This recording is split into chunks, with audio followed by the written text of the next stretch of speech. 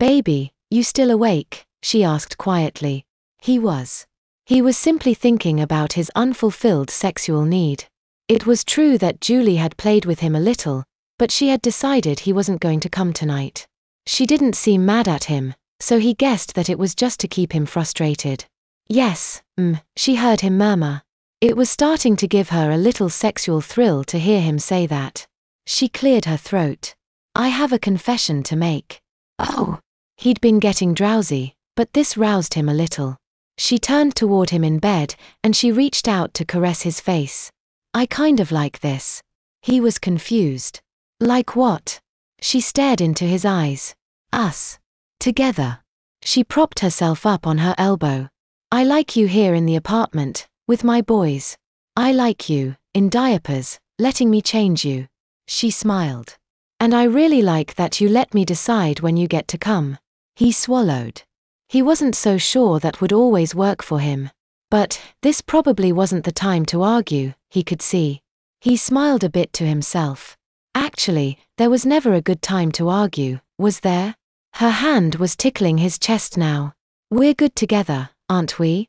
He nodded and admitted what he had known for a while now. "Yes, we are." Julie swallowed, a bit nervously, it seemed to him. "What would you think about making this arrangement more, permanent?" He was thinking about the sex. He still wasn't sure he liked the new system, but maybe she wasn't just talking about the sex. What? Now she was looking intently into his eyes. "What would you think of getting married?" she asked. He swallowed, but his throat was suddenly dry. "Is this a proposal?" She stared for just a moment, then nodded. Her voice was suddenly kind of husky. "Yes, I think it is." He was surprised. Wasn't he supposed to propose? But he admitted to himself that nothing about their relationship had been conventional. He'd thought about marriage. A lot, actually, since they'd been living together. But it was a leap. Sure, it was probably always a huge step, but this arrangement. Julie had asked him to do all sorts of bizarre things. Wear and use diapers, poop and pee in front of her, allow her to change them and dress him in babyish clothes, allow her to spank him and control his orgasms. He thought back to the first day, when she'd fixed him with that mom look and told him to pull his pants down so she could diaper him. It had all followed from his decision to obey her at that moment. He hadn't felt like he'd had a choice that day. Had he ever had a choice since then? Well, it seemed like he had a choice tonight. It was all incredibly embarrassing, but it had taken him down a spectacularly intimate path. She truly didn't seem to care about things other people found humiliating or gross. He had gone with it. If she didn't care, why should he? After wearing diapers for a few months, he wasn't confident he could keep his pants dry. That wasn't good, and it was a direct consequence of following Julie's suggestions. But if he was with Julie, it didn't really matter, did it? He realized that nothing really bad had happened to him since they had been together, despite all of her twisted instructions.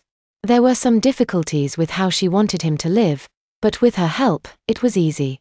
In fact, after a day full of making non-stop important decisions, how nice was it to come home and not have to worry about deciding anything? And now, he had to admit, he was accustomed to wearing diapers. After so much intimate touching and teasing, the smell of baby powder gave him an erection. Her baby voice, the quiet soothing voice she used when changing him, made him hard. Even that stern look she gave him, almost every day for some reason or another, turned him on. He realized he loved being babied by Julie. It had been a crazy ride so far that had challenged him. But he loved this woman. Maybe they could still work on his wetting problem. Prior to today, he had been sure she wouldn't want him in diapers forever, but now he wasn't entirely sure. Did it really matter, though? He smiled at her. "If I say yes, can we have sex tonight?" She laughed. "Definitely not." He stared at her with an expression that said, "Seriously?" She patted his cheek. "But I'll make sure you enjoy it when we have sex. This time and every time." Exasperated, he fell back on his pillow. She leaned over him and kissed him. "Have I ever steered you wrong yet? By this point, you should trust me, right?" He relaxed and realized she was right. Julie was always right. He was so happy with her. He would stay with her, in diapers, getting sex when she said so and being spanked when he angered her. Because somehow, now, that seemed like the place he had always been meant to be. So he answered her proposal the only way he knew how. He made sure she could hear his manners. Yes, and she smiled. We vacated the room and knocked on Kat and Terry's door. "Wow, Tilly, you look great," they said as we stepped into their twin room. "Thanks," I timidly replied. Terry's wearing a t-shirt and a burgundy button-through corduroy skirt. Kat's sporting a long-sleeved tee with short shorts and opaque tights, and my sister Izzy wears ripped skinny jeans and a gothy-looking top. Of our 4 outfits, I'm wearing the girly one.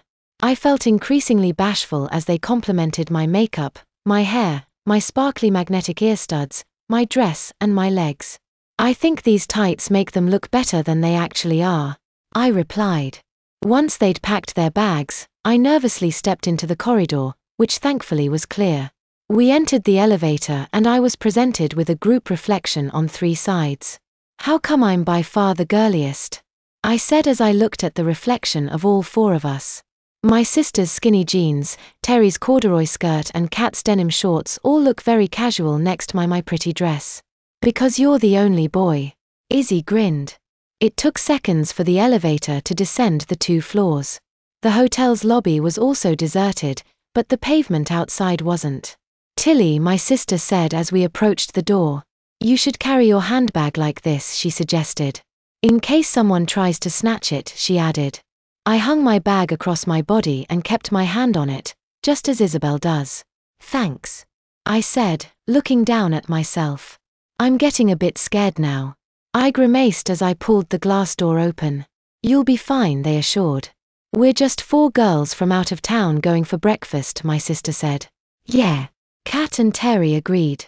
We put the cases in the boot of Terry's car and left it in the hotel's car park, before heading toward the riverbank and Cutty Sark. I couldn't help but glance in almost every shop window. Not to observe the goods on display but to catch my reflection. Feeling confident that I convincingly pass as a girl, my main fear was being chatted up by some guy. I don't know what I'd do in that situation. Probably just run. We head towards the river because they've decided they want to eat somewhere with a view. We pass numerous greasy spoons that I'd have been more than happy to dine in, but under the circumstances, a taxi driver's cafe is somewhere a girl like me wouldn't be seen in. I began wondering what kind of girl I am. I'm a long way from the rock chick who watched the greatest rock band ever last night. Maybe I'm doing a hairdressing course at college, or maybe travel and tourism. Girls do that. Or maybe I'm just doing my A-levels, which I am. I figure that's as good a cover story as any, should anyone ask. My name's Matilda. I'm in 6th form, at an exclusive girls' school with a horrific uniform. No. I'm getting carried away with myself. "You okay?" my sister asked. "Yeah, just daydreaming a bit," I confessed. "What about?" "I dunno," I fibbed. "Just stuff. Coming to terms with being an honorary girl. It's nice having a sister, even if it's just for the weekend," Izzy replied as she linked onto my arm. "And she's not really a girl." I smiled. "That bit doesn't bother me," she replied. "I know." I smiled. "These shoes are really comfy," I said, watching my legs and feet. "They are," Izzy agreed. "That's why almost every girl has a pair." We approached the Cutty Sark and in light of Terry's ignorance of its significance, Kat gave us all a quick lecture. The fastest clipper, Indian Tea Company, almost destroyed by fire, blah blah blah. None of us wanted a Nando's breakfast, but a little further along was a riverside cafe with a decent-looking menu and prices to match the view of the Thames. At £15 for a full English, we went for Eggs Benedict at a mere £11.95. It was expensive, but my oh my, it was good. The waitress cleared our plates and we ordered another pot of tea. Another group of eaters occupied the table beside ours as our tea was delivered. I didn't pay much attention because I didn't want to draw much attention to myself, but, "Hey, weren't you guys at the Enormodome last night?" one of them asked. We all turn. Kat and Izzy reply, confirming that we were and that it was an amazing gig, and I land my eyes on the cute girl with the braids. She smiles the broadest smile. I gulp before responding with an affable, yet pursed smile. Hi. I meekly peep, trying to sound as feminine as possible and shyly thumbing the ends of my hair. Hiya, she confidently responds. I'm Jenna. Tilly. I gulp. Matilda, my sister added, grinning at me before engaging Jenna in conversation. I smiled at Terry, who was rolling herself a cigarette, which, once made, she offered to me. I gulped and smiled and took it from her. She rolled another and we quickly escaped to the cafe's veranda, which overlooked the river. Do you think they know I'm not a girl? I asked after exhaling my first drag. Well, you look like a girl and can sound like a girl, Terry shrugged. So I doubt it, she said. Plus Sissy jumped in before you could say too much. Thank heavens, I said as Terry lit her cigarette.